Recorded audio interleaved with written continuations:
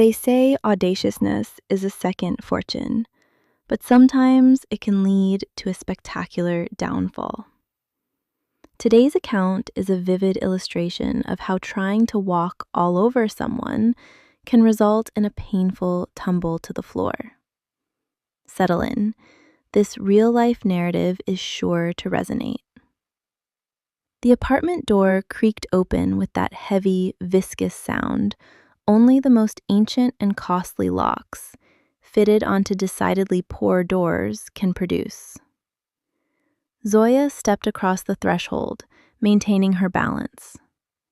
In one hand, she clutched a bag from a gourmet grocery store. Not for show, it was simply on her way home from work. In the other, a hefty case containing her laptop. The day had been so draining, she felt an urge to lie down right there in the hallway and pretend to be a rug.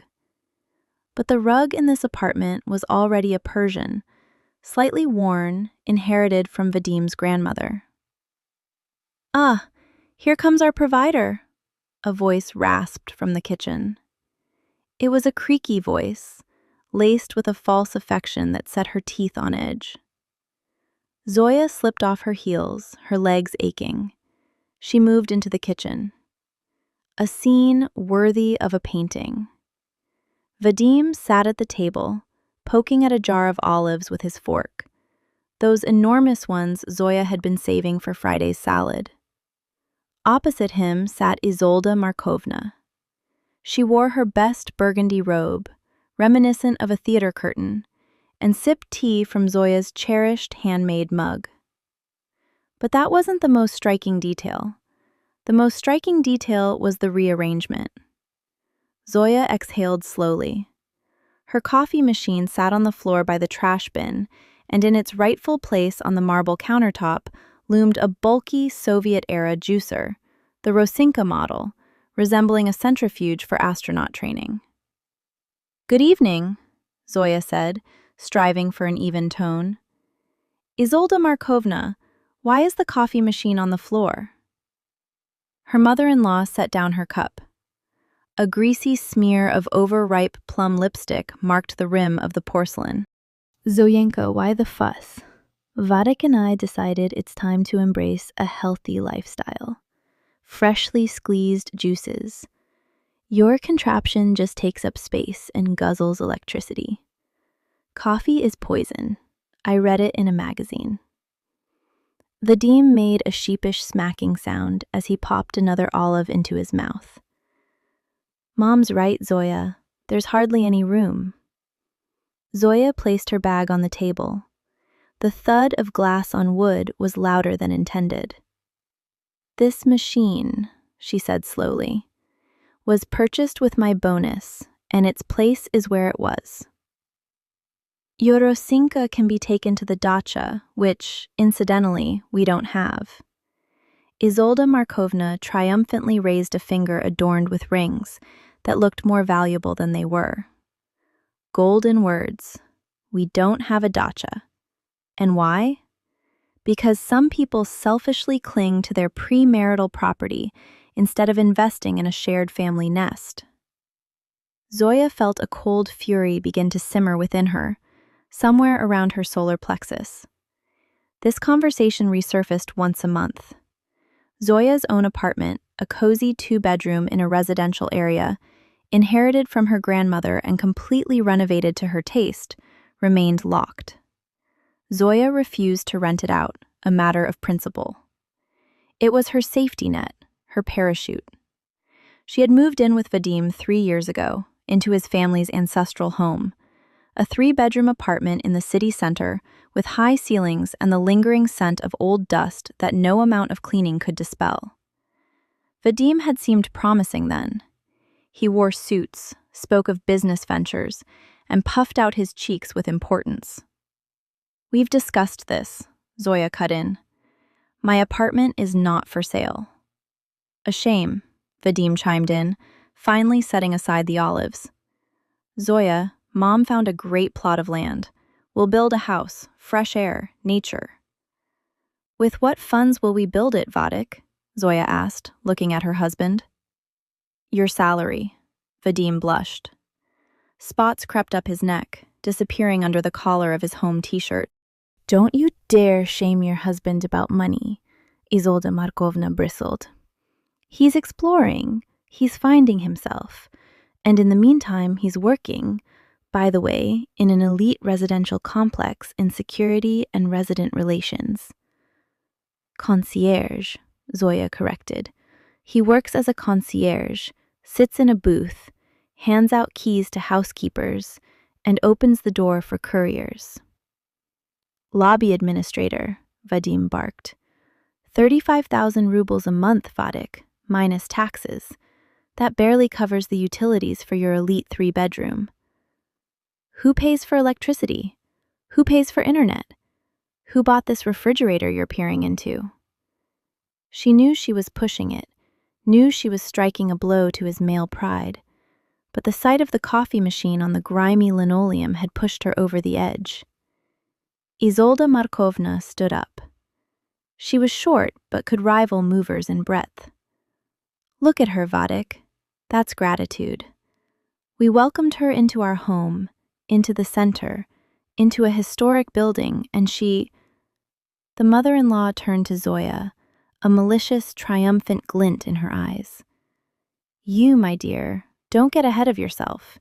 You arrived here with nothing but a suitcase to a ready-made situation. These ancient walls, the oak parquet, and you turn up your nose. Zoya surveyed the kitchen. Ready-made, was it? Her gaze swept over the walls. Italian wallpaper, 4,000 rubles per roll, hung by a team Zoya paid for. Built-in BOS appliances, a loan Zoya paid off 6 months ago. Blackout curtains, custom-made, receipt still available. Even the table they sat at was purchased by Zoya, because the old historic one had collapsed under the weight of Vadim's ego. Vadim smirked, feeling his mother's support. He was certain Zoya would swallow her hurt and retreat to the bathroom to cry, then emerge to fry some cutlets. It had always been this way. Zoya stepped forward, closing the distance between herself and her husband. She spoke softly, but her tone made Vadim lose his appetite. You say I arrived to a ready-made situation? She repeated. Well, who else? Her mother-in-law scoffed. And what do you and mother live on? Your salary as a concierge? Silence descended upon the kitchen. The hum of the refrigerator, the one Zoya had bought, was audible. Vadim jumped up. Don't you dare, he shrieked. You're materialistic. I'm a realist, Vadik. Zoya turned and walked out of the kitchen. She didn't go to cry. She went to the bedroom, grabbed her phone, opened her banking app, and blocked the secondary card she had given Vadim for household expenses. Then, she opened her contacts for 24-hour moving services. Hello, I need a truck right now. And 2 strong movers. Yes, a move. No, furniture doesn't need to be disassembled. It all fits through the doors. Returning to the hallway, she took large duffel bags from the closet. She had once used them to bring her belongings here. Now, the cycle was complete. Vadim and Isolda Markovna peered out from the kitchen. What are you doing? Vadim grumbled. A one-person show. Zoya silently swept her coats, jackets, and raincoats off the hangers. Then she tackled the shoes. Let her throw a tantrum, Isolda whispered loudly. She won't go anywhere. Who needs her at 34? Zoya smirked. She walked into the living room and yanked the television's power cord from the wall socket. The enormous plasma screen went dark. Hey, Vadim choked. What are you doing? The game's on. That's my TV. She acted like a robot. Methodically, coldly, without hysterics. When the movers arrived, 2 grim-faced men in green overalls, Vadim tried to block their path. I'll call the police. This is robbery. Call them, Zoya said calmly. gesturing for the movers to take the sofa from the living room. I have all the receipts for the appliances and furniture in a folder. But you, Vadik, don't even have documents for your conscience. Within an hour, the apartment was reduced to a skeleton. Zoya took everything. The microwave, the electric kettle, the toaster, that very refrigerator. Vadim and his mother's groceries, half a jar of mayonnaise, and some dried cheese she carefully placed on the windowsill. She took the curtains, and the windows immediately resembled the empty sockets of a skull. She even ordered them to unscrew the shower head, a high-end model with a massage setting, leaving only a rusty gooseneck sticking out, which had been there historically. Isolda Markovna darted around, clutching her heart, her head, and door jambs. Barbarian, leaving a man without a place to sleep. The sleeping place is your worn-out sofa in that room, Zoya retorted, as the movers carried out the king-size orthopedic mattress. And this is my bed. The grand finale was the coffee machine. Zoya lifted it from the floor, wiped it with a cloth, and handed it to one of the men. By morning, Vadim's apartment had returned to its original historical state. Peeling walls and sliding wardrobes now revealed paint stains. Bare light bulbs dangled from the ceiling. Zoya had removed the chandeliers, too. And the echo. Zoya stood in the doorway. The keys. She tossed the keyring onto the floor. The clinking sound was pathetic. Live off everything ready-made. She slammed the door shut, and the sound was sweeter than music. That night, she returned to her premarital apartment. It smelled of stagnation and dust. But it was her dust. Zoya turned on the light. The bulbs flickered, but then illuminated with a welcoming yellow glow. The movers, having received generous tips, placed everything in its designated spots. Zoya sat on her mattress, still in her clothes, and opened a bottle of wine she had borrowed from Vadim's bar. The only thing she took that wasn't hers, as a form of moral compensation, and took a gulp straight from the bottle. Her phone buzzed relentlessly with messages. Vadim, you're insane. Come back immediately. Vadim, Mom feels ill. Vadim, there's nothing to eat. You even took the slow cooker. Vadim, I love you. Forgive me. We got carried away. Zoya blocked the number, then paused and unblocked it. Keep your enemy on the radar. The next day was spent in a flurry of activity. Zoya took a day off. She arranged her belongings, scrubbed the floors, and savored the silence. No one shuffled their feet. No one demanded the salt. By evening, she realized something. She wasn't sad. She felt light. The toxic fog she had lived in for the past 3 years had dissipated. She saw clearly. Vadim wasn't just lazy. He was a parasite. And parasites, deprived of a host, begin to panic. At 6 o'clock in the evening, the intercom rang. Zoya looked at the video screen. 2 figures stood by the entrance. Vadim in his best jacket, which Zoya had bought. Isolda Markovna in a veiled hat. They looked defeated. Who is it? Zoya asked. Zoya, open up. Vadim's voice trembled. We need to talk. I'm busy. Zoinka, her mother-in-law interjected in a honeyed voice. Daughter, you can't just cut ties so abruptly. We are family. We're worried. I am not selling the apartment. Forget the apartment, Vadim exclaimed. Zoya, we're hungry. Our cards are out of money and the advance is a week away. You know I have that credit payment due. Ah, so that's it. Hunger is a harsh mistress. Come up. Zoya said and pressed the button. A plan was forming. Not revenge, but education. Or perhaps pest control. She opened the door. They stood there, looking dejected, their shoulders slumped. The deme held 3 wilted carnations wrapped in cellophane, evidently bought on a everything for 50 sale near the metro. For you, Vadim offered the flowers. Peace.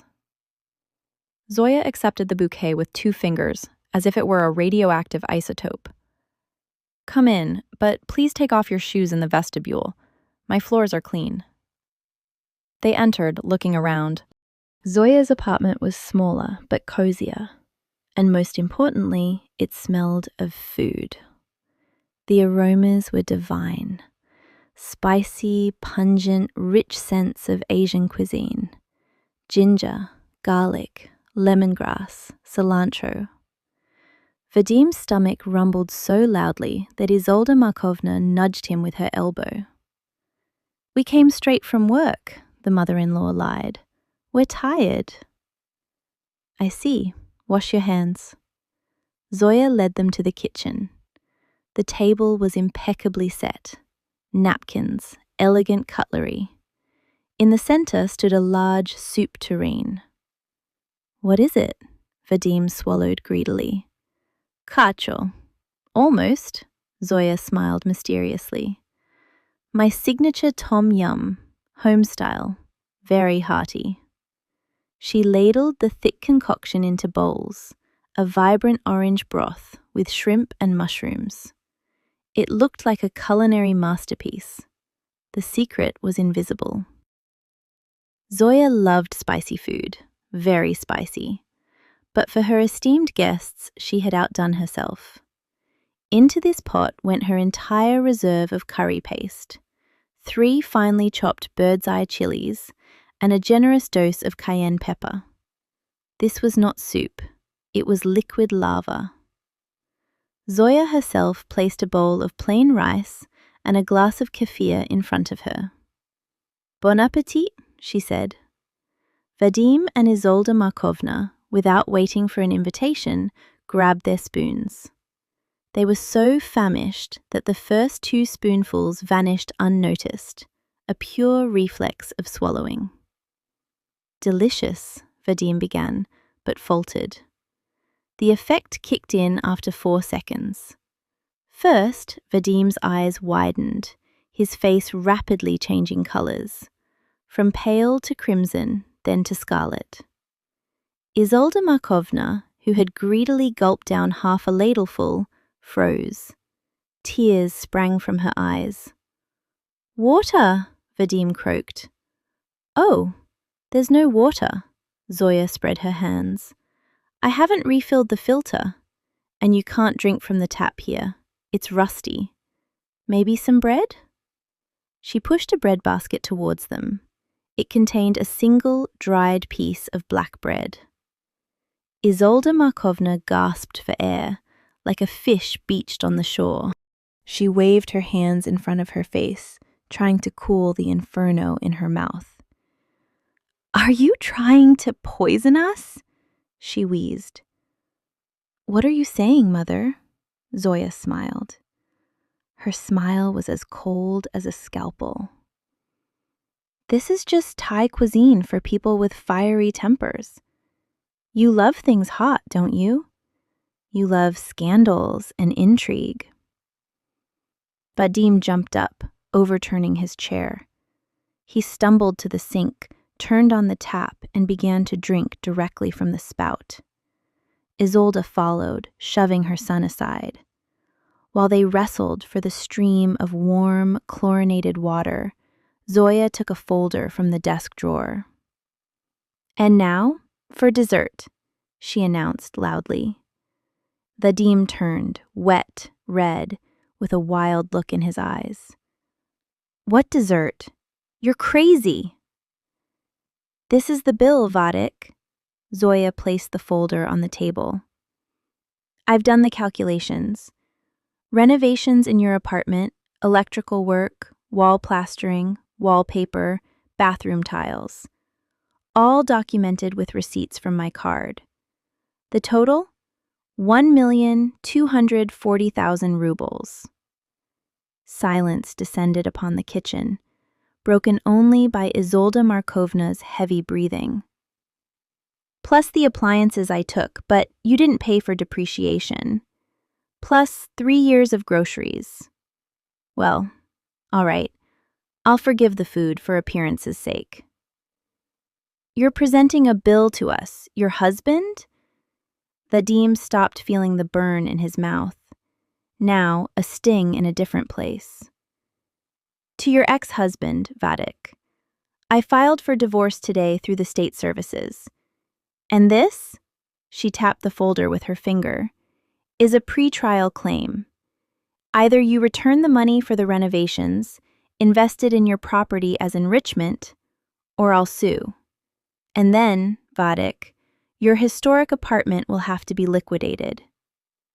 Isolda Markovna collapsed onto a stool, fanning herself with a napkin. We don't have that kind of money, she shrieked. You wouldn't dare. We're family. You don't have it, but a grown man should. You have 1 month. Zoya stood up. She felt taller. And now, out. Vadim looked at her. A mixture of fear, hatred, and the lingering burn of chili pepper flickered in his eyes. He realized there was no more room for manipulation. The pity button was broken. The guilt button had been dismantled. Come on, Mom, he muttered. She's ill. We'll find a way. Find it, Zoya nodded. And find a job, Vadim, a proper one. They flew out of the apartment faster than a champagne cork. Zoya didn't even have time to close the door behind them. They ran towards the elevator as if pursued by fire demons. Their heels might not have literally sparkled, but the thudding was considerable. Zoya closed the door, turned the lock. One turn, then another. She returned to the kitchen. The hellish soup was cooling in the pot. She poured it down the toilet. Such a waste of food, she mused. But as they say, a ritual sacrifice. Then she took a carefully saved piece of good cheese from the refrigerator, poured herself a glass of wine, and sat on the windowsill. Below, by the entrance, 2 figures bustled about. Vadim was on the phone, gesticulating wildly. Isolda was drinking water from a bottle, likely purchased from a kiosk. Zoya watched them and felt a surprising emptiness. Not the emptiness of loss, but the kind that fills a clean, freshly washed room before new, beautiful furniture is arranged. Cheers to my new home, she whispered, and clinked her glass against her reflection in the darkened glass. Somewhere far away, the city hummed, and her phone chimed in her pocket. A notification from the bank. Loan for renovation fully repaid. It was a mistake, an old notification, or perhaps just a system glitch. But Zoya took it as a sign. Everything was paid, debt settled, and life was starting anew, with no room for concierges with oligarch ambitions or for other people's mothers in burgundy robes. She took a bite of the cheese, sharp, spicy, delicious, very delicious. And so, a cautionary tale. Kindness should not be toothless. The heroine acted harshly, but it seemed to be the only way to reach reality and reclaim herself. If you've ever faced the necessity of cutting ties or have a similar experience with relatives, please share in the comments. It could help others. Take care of yourselves, value your contribution to the family, and may only worthy people be by your side. All the best, M.